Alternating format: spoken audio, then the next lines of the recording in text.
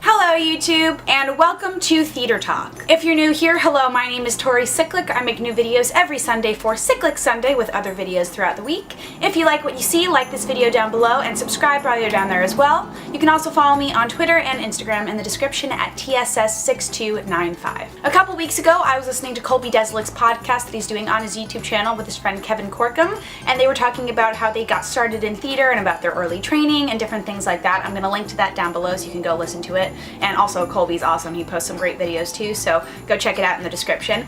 But it inspired me to talk about on my channel how I got started in theater, so let's get into it. My journey into the arts slash theater slash performing all started when I was 3 years old, when my mom put me into ballet classes at the Irene Fokine School of Ballet. Being the youngest child in my family, I got to watch the examples of my sisters ahead of me, Morgan and Alexis, and they were both put into ballet classes at ages 3 as well, so I really loved getting to watch them in classes when I was a little kid, a little child, and dance around in our house and at the ballet studio, so it just made sense to put me into classes as well. I remember being in classes at the studio and just absolutely loving it. My teacher, Irene Fokine, was this crazy old Russian woman who taught you very well how to be a very disciplined student, but also she cared about you and showed it in very interesting ways. My sister Morgan actually talked a little bit about this in the documentary I made about her for my film class I took in 2016, so I'll link to that right up here as well. There were a couple other teachers at the studio, including Eugene Petrov, Jeanette Hoffman, and Jamie Salmon. I absolutely loved taking ballet classes when I was a kid. It was learning how to actually do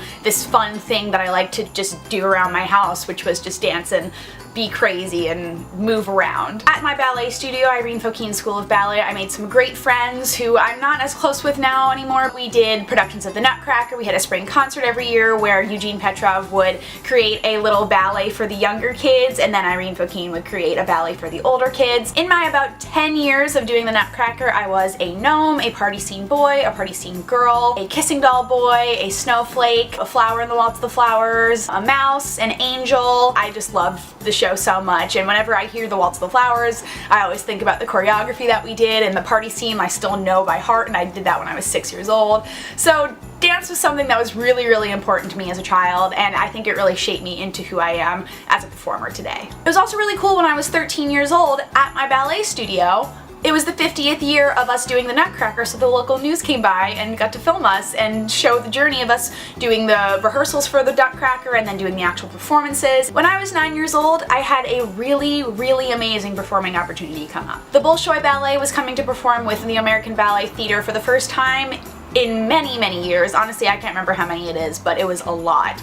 And they were having local auditions for the kids who are in the production of The Pharaoh's Daughter. Now, I didn't do any ballet competitions like Youth America Grand Prix or any dance competitions like on Dance Moms at all when I was a kid, because it was something I was never really interested in, but this was something really cool to me, and me and my sister Alexis, we were both within the age range that they were looking for, so my mom brought us into New York City for us to audition. Alexis got cut pretty close to the end, but then I got kept all the way to the end, and then they said, we want to have you as an understudy. So I got to learn all of the parts. There were two different sections for the kids. There was a younger kids section and an older kids section, which was like separated by 7 to 9 year olds and like 11 to 13 year olds. So I spent that summer when I was 9 years old learning choreography with the Bolshoi Ballet. There was a point in the rehearsal process when the ballet master Sasha came over to me and he said, I want to put you in with the older kids. So I got to actually be in The Pharaoh's Daughter as part of the older kids group. I was a small child, so I looked very, very young compared to these kids. I was also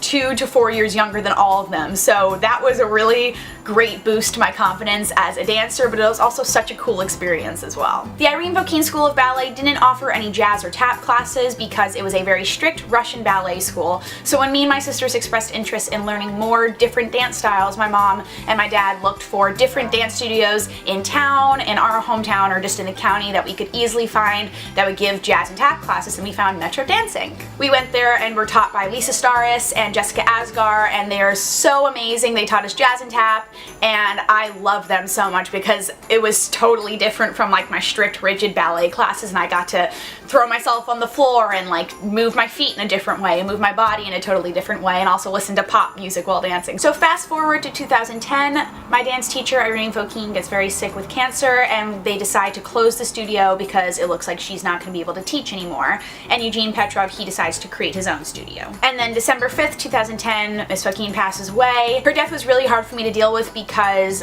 I hadn't lost somebody at that point that I had spent pretty much all of my childhood with, and she really helped form me into who I am today, I think, even still, and it's been many years since she passed away, and there's a lot of things that I didn't understand about death at that point and how I should be reacting to it. It also really sucked because my dance studio closed. I was really sad about it, and I felt like I didn't have a place to dance anymore. Very funny coincidence of how things kind of just come together in life. My ballet studio, we performed our production of The Nutcracker at Bergen County Academies, which is where I ended up going to high school. It was also really cool to think about that I'd be dancing on the same stage from when I was 6 years old to about 17 or 18. So it was a really nice way to tie together ballet life and school life and theater life. So like I've talked about on my YouTube channel many times, because I filmed many YouTube videos throughout high school, I went to Bergen County Academies, I was in the theater program there, and I absolutely loved it. I went into the theater program at BCA being like, I'm a dancer, this is what I want to do, I want to be a dancer. And then thoughts kind of started to change a little bit. Now I'm going to go back a little bit further to about 2001, 2002. When the revival of 42nd Street was on Broadway. Now I've talked about this a little bit before. 42nd Street is one of my favorite musicals. I also did it in high school, so it was really special for me to do that.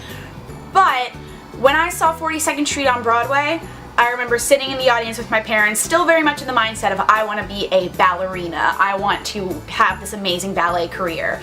But as soon as the curtain went up and they did the opening number in 42nd Street, my mind was just so blown by how amazing these girls were on stage, and just the majesty and perfection of 42nd Street and of theater, that was the moment where I went, do I have to be a ballerina?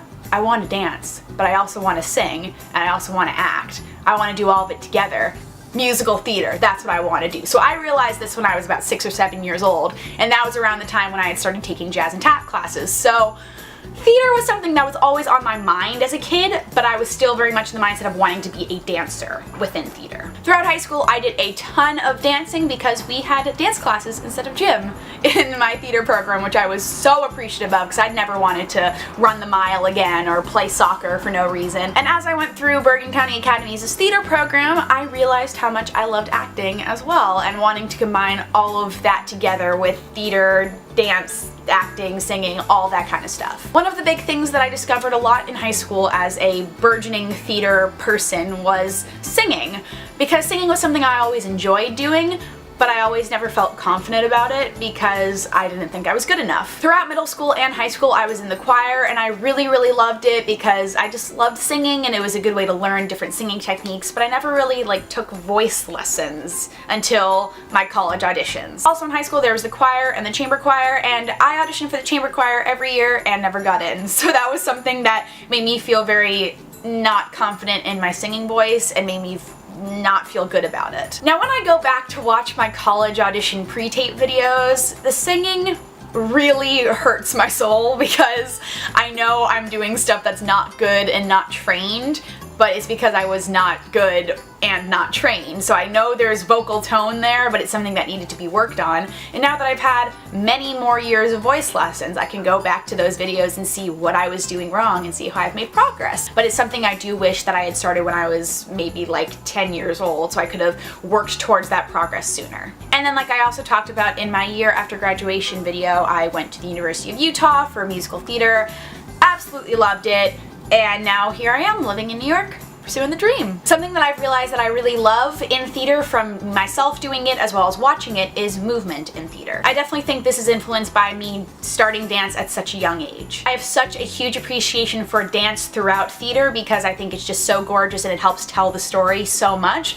but not just dancing, like big choreography movements, but like small little detailed things with arms and hands, and that kind of movement I appreciate so much because I think it helps to really imbue the story of a show with so much more. And now as I'm working towards having a professional career in theater, there's a lot of things I still want to keep working on. In dance, I'm trying to branch out into a lot more different styles. I've been taking a lot of heels classes with Giannis Marshall when he's in New York because heels is very sexy and hip-hoppy, and it's stuff that I don't usually feel comfortable with, but when I'm in class I feel so much more confident, and I feel like I've really taken that feeling from class into auditions. In regards to singing, I've been doing a lot more voice lessons. I've been working on a lot of different music that I don't think I would have thought I could sing when I was like 15 years old. So for me it's really cool to be singing these songs that I love, but also I know will challenge me vocally, and I can keep working on to get my voice even stronger. Right now, one of the biggest things I want to work on in theater is acting specifically. I really want to find a good acting class here in New York. I haven't taken a really good acting class since my sophomore year of college when we did